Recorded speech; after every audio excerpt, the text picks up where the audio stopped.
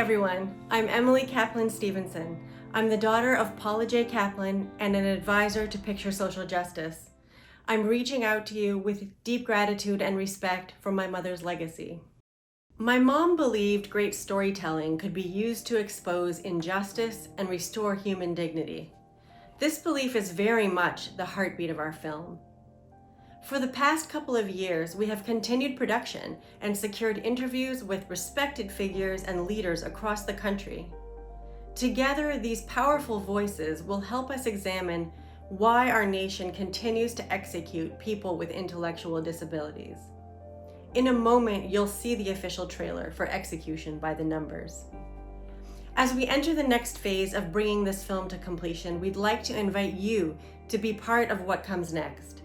We are launching a campaign called 1,000 Voices for Justice.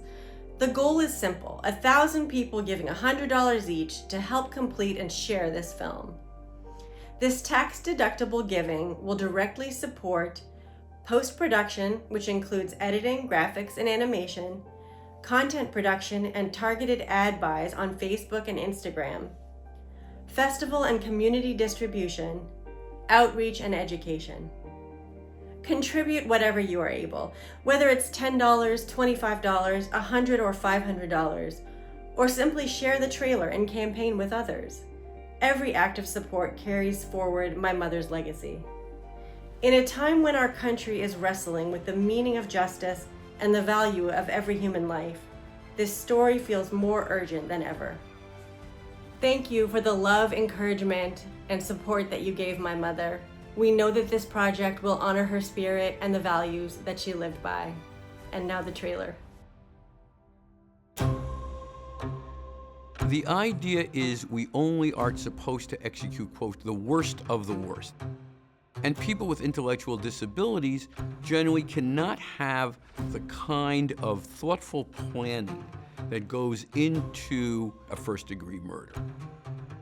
There is a lot of confusion about what are the differences between intellectual disability and mental illness. What the Supreme Court got wrong is where they said we leave it to the states to enforce the categorical bar. The mentally disabled should almost never qualify for the death penalty. Almost never is not never. When Donald was born, the umbilical cord was wrapped around his neck and cut off oxygen. Matthew's IQ was below an Atkins standard. Next thing I know, they was getting ready to execute my baby. Race plays a role everywhere in the death penalty system. If intellectual disability is missed by any set of attorneys along the way, it becomes harder and harder to raise that claim.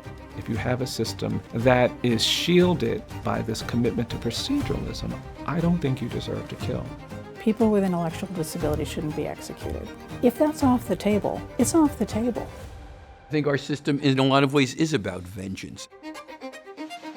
Even though the law forbids the execution of people who are intellectually disabled, we have executed and are going to continue to execute people with intellectual disability.